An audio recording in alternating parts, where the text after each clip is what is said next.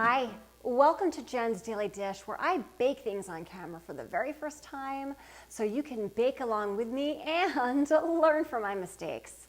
Today we're making homemade pizza pockets. You know, those ones that you love that you buy in the frozen section of your supermarket and you stick in the microwave. Well, these are going to be way better because they're going to be homemade. You'll know the actual ingredients that go into it, and you can adapt them to whatever you like. So want to add pepperoni? Great. Don't? That's great too. Want to add a vegetable in? Sure, go ahead. The options are endless, but what it will be is all yours. Of course, I was inspired by this song. We're making pizza pockets. They will be so utterly good. Well, I mean, come on, how could they not be? It's like a little pizza, but like little. First things first, preheat your oven to 400 degrees unless you're gonna let your pizza dough sit in the refrigerator for more than an hour. Flour, granulated sugar, optional pizza dough flavor, and note this has onion powder in it and garlic powder in it and a little bit of cheese powder, but optional, can add whatever seasonings or none at all. Yeast, salt, whisk together. The recipe says to put your flour, yeast, etc. mixture in your mixer first and mix it with the dough hook. Don't do that. Do what I did and use the whisk. Otherwise, you're going to have flour everywhere. Same thing is true. It wanted me to add all that mixture in first and then put the butter in. Well, it would be messy. So I'm not doing that. I'm putting the butter in, creaming it a bit, getting it to a better consistency, and then putting that flour mixture in. It'll save you a mess. Trust me. Been there, done that.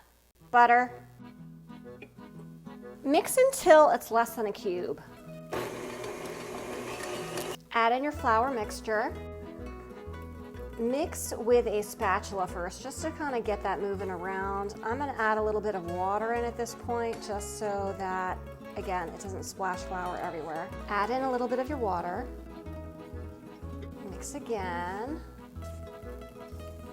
Mix together slowly.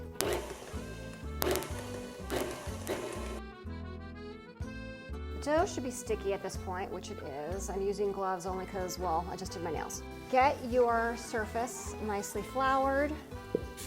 Take your dough out. All right, we're gonna weigh the dough because we're gonna split this into two. 680, and I will divide that in half.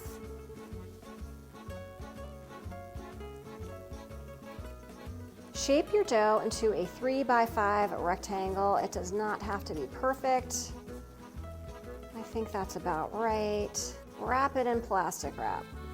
Let your dough get nice and cold in your refrigerator for 20 minutes or up to 4 hours or even overnight. We're gonna roll this out into an 8x18 rectangle. Okay, you're gonna do this, sprinkle lightly with flour. Get that surface ready to go. And I just like to start by pressing it out. All right, now I'm gonna start rolling it out. All right, we're going to cut this in half lengthwise, and I'm going to try to be pretty exact about this. I'm going to make a cut with this, which I'll cut with a knife. And then we want each of these pieces again by 6 inches. So let's again get that here. You can use a pizza knife here too. Pizza wheel, I mean. Take a teaspoon of water and add it to your egg. Mix together. Brush the sides of each square, or rectangle I should say here, with this egg wash. Okay, you're going to take 2 teaspoons of your sauce, put that in the middle. 2 tablespoons of your shredded mozzarella, shred it yourself because then otherwise it won't melt as well. Sprinkle with a little bit of pizza seasoning.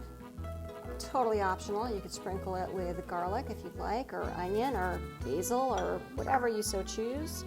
And I'm adding in some chopped pepperoni here. This is actually turkey pepperoni. Don't tell anybody in my house. Take your dough carefully. I know, see, it's looking very full right now, right? And carefully fold it in half. And then you're gonna press it together with the tines of a fork. And transfer your lovely pizza pocket to your cookie tray. Shredded Parmesan, add pizza seasoning or whatever seasoning you like to it.